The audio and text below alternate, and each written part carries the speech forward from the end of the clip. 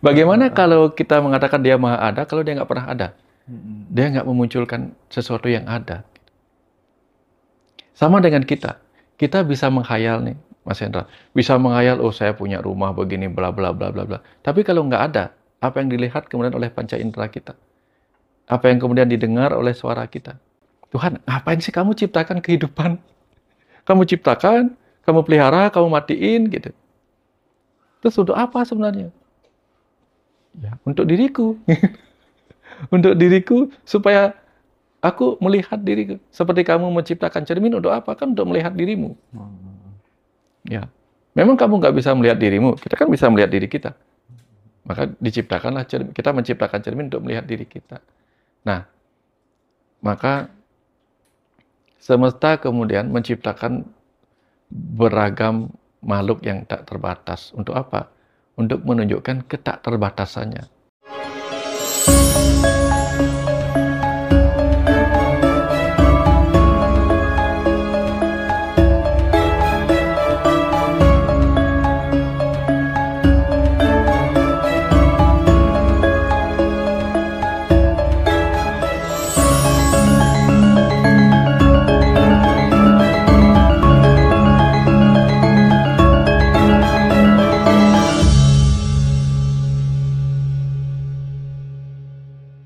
Tapi mumpung lagi bahas ini nih Pak Wayan, supaya kemudian tidak terjadi pemahaman yang simpang siur gitu kan ya. Bagi sebagian pemeluk agama yang fanatik begitu kan, melihat saudara kita, teman-teman di Bali gitu ya, saudara-saudara umat Hindu gitu, ketika kemudian memberikan suguhan canang atau apa namanya di tugu-tugu tertentu gitu kan, itu dianggap sebagai, mohon maaf, dianggap sebagai menyembah batu dan lain sebagainya begitu. Nah ini penjelasannya kalau dikaitkan dengan terkait dengan kecerdasan semesta, energi semesta sama materi. Tadi gimana Pak Wayan? Ya, pertama tuh gini, kita ini kan tubuh materi, betul nggak? Tubuh kita materi.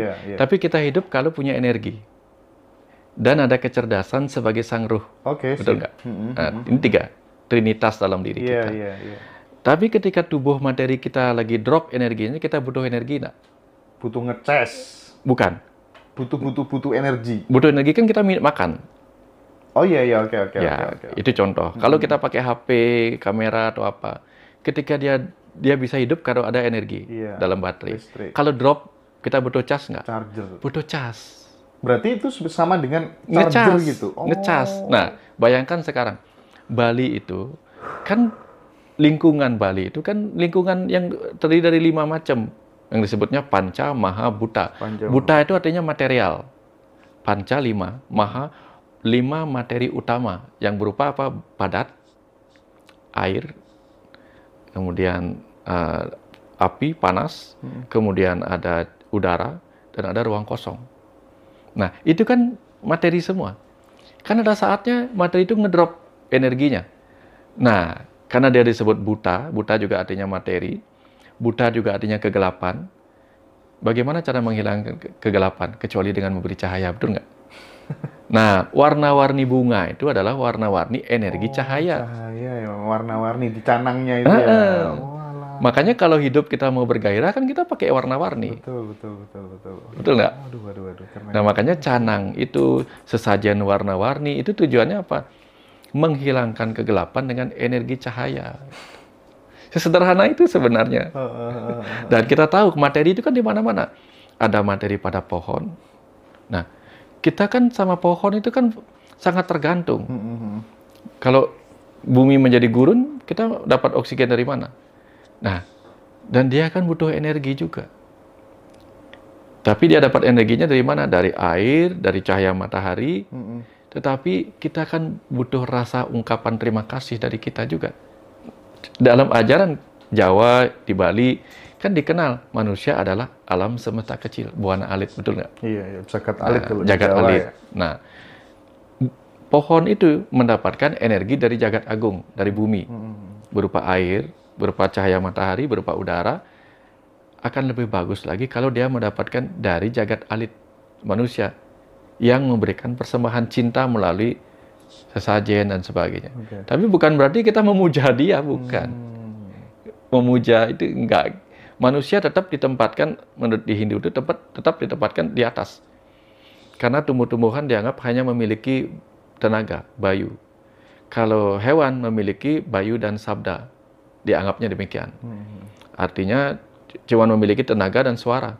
Kalau manusia memiliki tenaga, suara, dan idep. Idep itu akal pikiran dan sebagainya. Sehingga dengan kekuatan kita lah, kita pancarkan kecerdasan kita melalui energi. Kalau kita gini-giniin pohon kan nggak seru. Masa pohon dibeginikan, orang kita juga butuh oksigen dari dia. Nah, kita persembahkanlah simboliknya. Just say thank you aja. Artinya, Dr. Wayan menyimpulkan bahwa alam semesta ini memang benar-benar ada yang menciptakan, tidak terjadi dengan sendirinya, dan yang menciptakan, membuat semuanya serba sangat teratur itu, yang disebut sebagai kecerdasan semesta tak terbatas. Ya, saya potong Mas Hendra. Dulu ada yang komplain kan, komplain sama Stephen Hawking ya. Iya. Stephen Hawking bilang alam semesta tidak diciptakan oleh Tuhan, tapi tercipta dengan sendirinya. Oh ini komplain ya, bentrok. Nanya ke saya terus, bagaimana menurut Pak Wayan? Saya tanya. Terus menurut Stephen Hawking, yang menciptakan alam semesta siapa? Dia tercipta dengan sendirinya katanya. Oke. Dengan sendirinya. Terus kalau menurut kamu apa? Ya diciptakan oleh Tuhan. Dengan siapa? Dengan sendirinya. Lah. Kan sama-sama dengan sendirinya. Iya. Stephen Hawking mengatakan alam semesta tercipta dengan sendirinya. Orang beragama mengatakan diciptakan oleh Tuhan yang sendirinya. Sekarang kita lihat sekarang. Siapakah yang sendirinya itu? Ada kecerdasan yang abstrak. Tidak berwujud, tidak laki-laki, tidak perempuan. Nah, dulu diajarkan oleh orang-orang filsafat dulu, orang filsuf para resi dulu.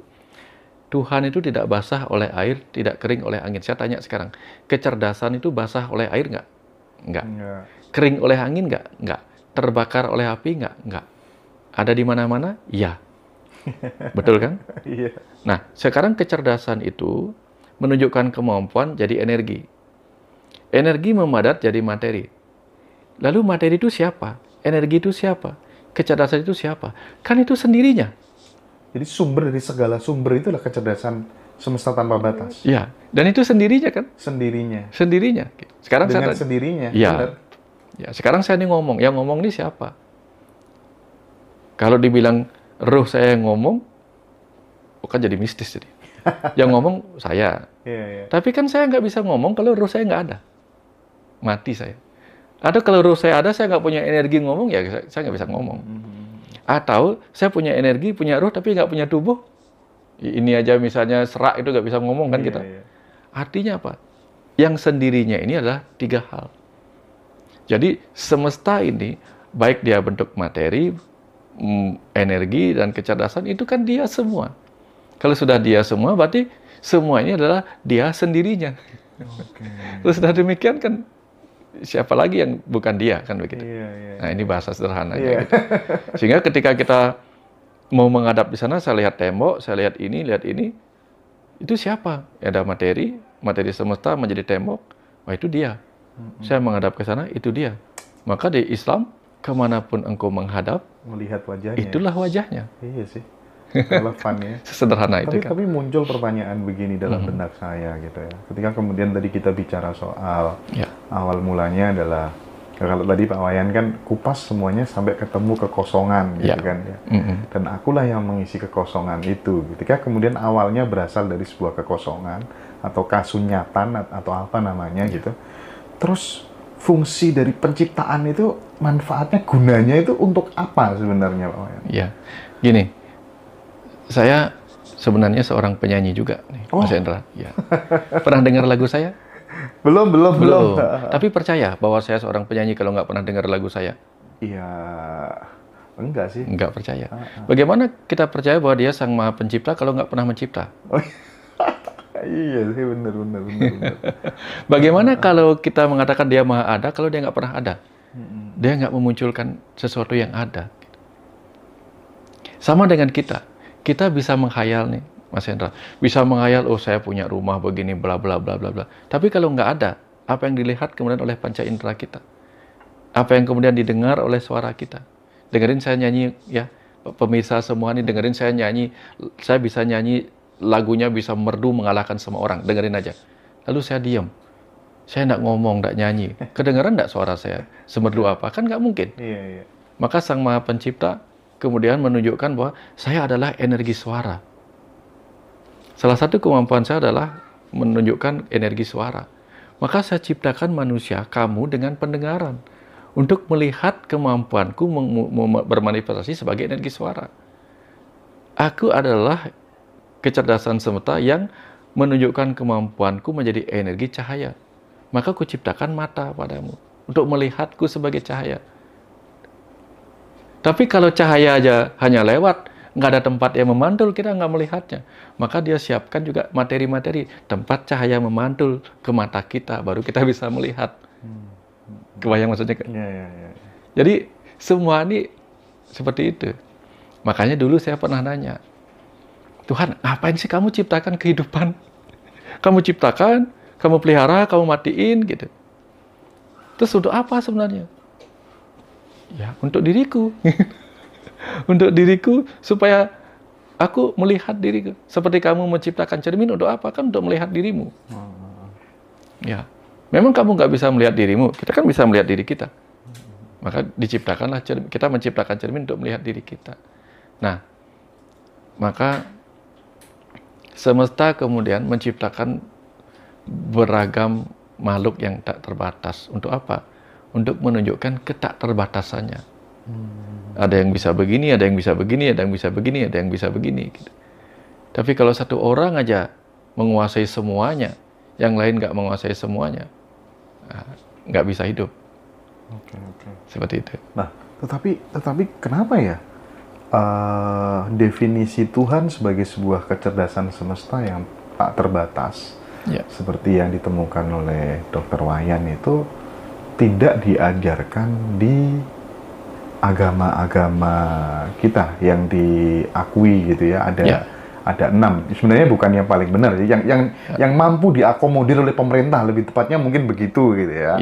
Nah, kenapa kemudian justru dianggap sebagai sosok lah yang kemudian bisa mengatur usiamu panjang pendek, rezekimu, kamu jadi orang miskin apa enggak, dapat jodoh apa enggak gitu. Itu penyebabnya apa, Pak Wayan?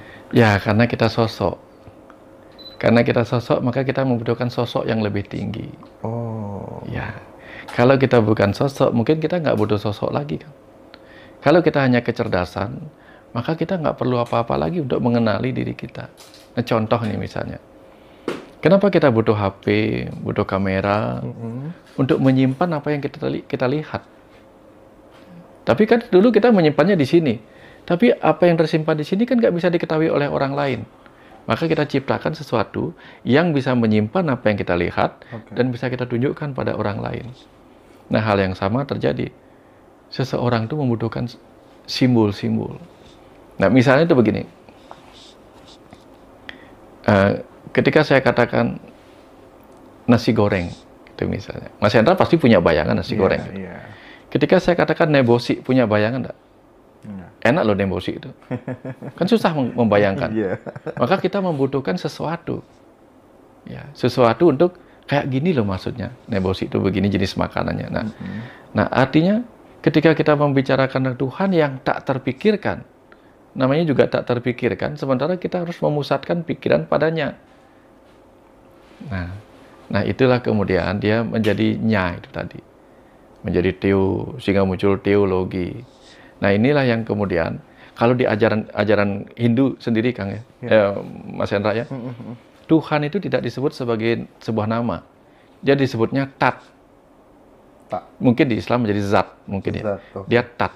Tat itu artinya engkau. Nah, ketika engkau muncul, jadilah dia subjek. Tapi begitu menjadi itu, dia jadi objek. Akhirnya apa? Tat tuam asi. Itu pun adalah engkau. Itu pun adalah engkau, gitu ceritanya. Jadi itu pun adalah engkau, itu tuh objek. Begitu jadi engkau, jadi subjek.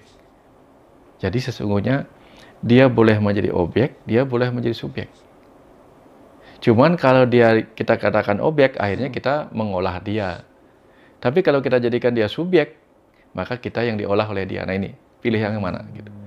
Makanya ketika dia menjadi subjek, orang kemudian menggambarkan. Kalau tidak salah nih, di Islam kan tidak boleh menggambarkan. Supaya kita nggak berkelahi urusan menggambarkan dia yang tak tergambarkan. Gitu. Sehingga ketika dia tak tergambarkan, berarti dia kan sesuatu. Bukan seseorang. Sesuatu kan. Sesuatu itu kan objek. Makanya untuk mengatakan dia sesuatu dan bukan orang, maka ditulislah dia bukan laki-laki, bukan perempuan. Gimana membayangkan coba? Setelah dia bukan laki-laki dan dia bukan perempuan, juga dikatakan dia tak terpikirkan. Lalu gimana nih? Dan dia tak berwujud pula.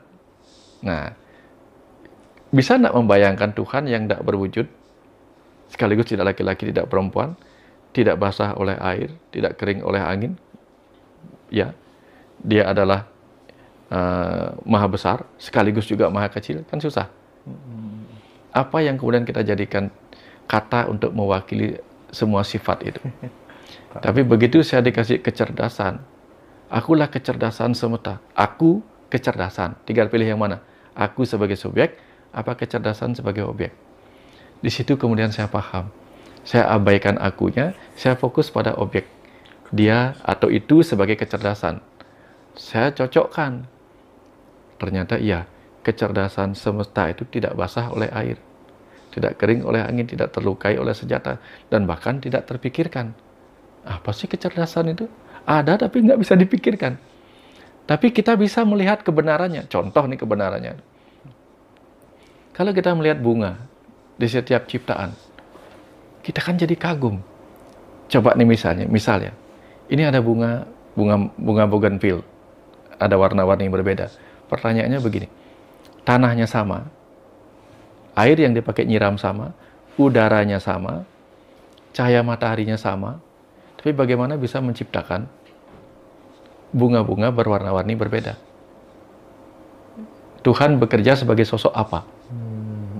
Apakah Tuhan di mana-mana sibuk bikin ini? Sosok seperti apa yang akan kita gambarkan tentang Tuhan yang sedang mewarnai bunga-bunga? Susah kan? Itu bunga ya. Mungkin lebih jauh, mungkin saya ke depan akan minta Pak Wayan ke depan tapi mungkin ya berbicara tentang kalau yang saya alami sendiri gitu kan ya, tiba-tiba kok terus kemudian kita bangun itu jam berapa gitu, tersistematis gitu ya, tentang kecerdasan tubuh kita sendiri mungkin yang banyak keajaiban-keajaiban gitu ya Pak Wayan ya ke depannya ya. Nah, di Jawa sama di Bali, kecerdasan itu kemudian membelah, menemani kita menjadi apa yang disebut sedulur papat, saudara empat, kandapat. Nah, itulah yang kita connect. Malam-malam kalau mau bangunkan besok saya pagi-pagi jam sekian. Jadi bisa kita nunggu jamnya. Kita nunggu alarmnya bunyi, kita matiin. Padahal kita setel alarm untuk dibangunin sama alarm. Tapi akhirnya kita yang nunggu alarmnya hidup. Iya bener itu. Pernah nggak? Iya sih. Bener, itu tampaknya serem. Sebenarnya nggak serem. Kok bisa gitu ya? Itu hal yang sangat-sangat biasa. Karena tadi kecerdasan semesta itu, ya, lalu karena ada di mana-mana. Dia menjadi kecerdasan atas sadar, itu roh kita. Kecerdasan atas sadar, roh kita. Roh kita itu yang kemudian sering mengalirkan wahyu, ilham, inspirasi. Gitu makanya disebut turun. Oke, siap. Turun kepada siapa? Kepada kecerdasan sadar di pikiran kita. Lalu, tubuh kita sendiri adalah sel-sel yang ada kecerdasan DNA di dalamnya. Itulah kecerdasan bawah sadar yang bisa menerima perintahnya turun dari pikiran sadar kita. Kalau kita punya keinginan untuk afirmasi, visualisasi, ciptakan ini, gitu. Itu konsepnya. Jadi meditasi itu mau ngapain? Makanya lagi-lagi. Ada yang bilang meditasi cukup diam, duduk hening, boleh. Atau meditasi untuk mengakses kecerdasan atas sadar, minta tuntunan, boleh.